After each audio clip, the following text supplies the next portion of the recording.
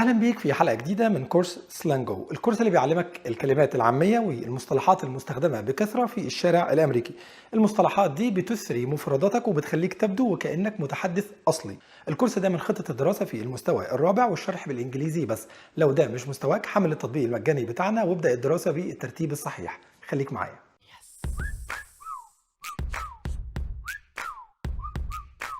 Hello there. We're going to focus on 4 idioms today, and these are some of my personal favorites. We'll start with the first one. Dance on someone's grave. Now, this might sound a bit morbid, but it's actually an idiom that means to celebrate someone's death or downfall. It is often used to describe how someone might feel after a long-standing feud. Has finally come to an end.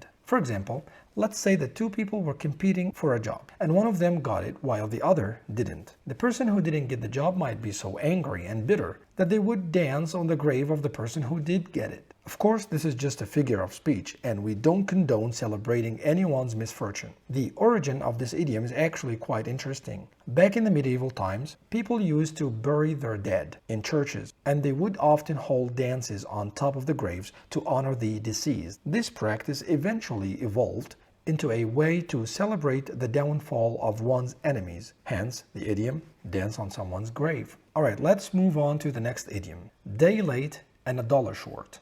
This idiom is used to describe a situation where someone misses out on an opportunity because they were too late or unprepared. For example, let's say that you wanted to buy tickets to a concert, but you waited too long and they sold out. Your friend might say to you, "Sorry buddy, looks like you're a day late and a dollar short." The origin of this idiom is not entirely clear, but it's believed to have originated in the United States in the 20th century. It was often used to describe people who were late to pay their bills and therefore had to pay a late fee, making them a day late and a dollar short. Let's dive right into the third idiom on our list, drop names. When someone drops names, it means they are mentioning the names of famous or influential people they know in order to impress others. For example, if someone was at a party and kept mentioning that they went to school with a famous celebrity, they would be dropping names. The origin of this idiom comes from the world of show business, where it was common for people to drop the names of famous people they knew in order to get ahead in their career. And finally, we have the fourth and last idiom on our list, have one's finger in too many pies. This idiom means that someone is involved in too many things at once, and as a result, they are not able to do any one thing at all. For example, if someone is trying to run a business, write a book, and start a band all at the same time, they might be said to have their finger in too many pies. The origin of this idiom is not entirely clear, but it is believed to come from the idea of a person who is literally trying to stick their finger in too many pies at a bake sale, and as a result, they end up with a mess and nothing accomplished.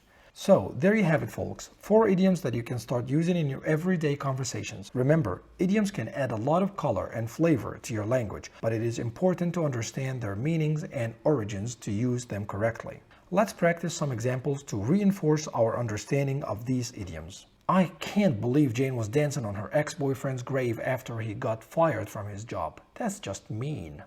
I can't believe Jane was dancing on her ex-boyfriend's grave after he got fired from his job. That's just mean.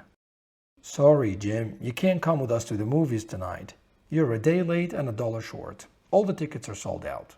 Sorry, Jim, you can't come with us to the movies tonight. You're a day late and a dollar short. All the tickets are sold out. Did you hear that Karen dropped Brad Pitt's name during the meeting? She's always trying to impress people. Did you hear that Karen dropped Brad Pitt's name during the meeting? She's always trying to impress people. I'm worried that Tom has his finger in too many pies. He's trying to start a business, run a marathon, and learn a new language all at the same time.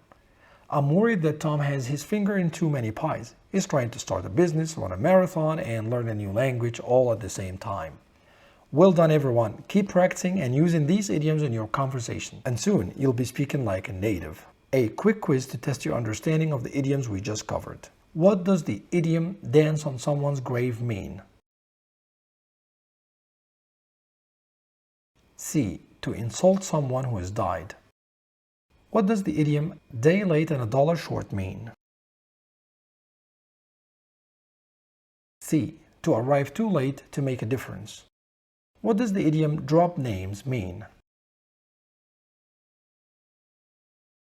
A. To mention the names of famous or influential people in order to impress others. What does the idiom have one's finger in too many pies mean? A. To be involved in too many things at once. And that's it for today's lesson on idioms. I hope you enjoyed learning about these 4 common idioms and their cultural background.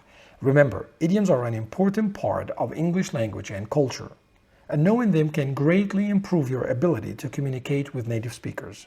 But don't stop here. Keep practicing and learning new idioms and expand your vocabulary and improve your English skills. In our next lesson, we'll cover 4 more idioms that are commonly used in English. So stay tuned and keep learning. Thanks for watching, and assalamu alaikum wa rahmatullahi wa barakatuh.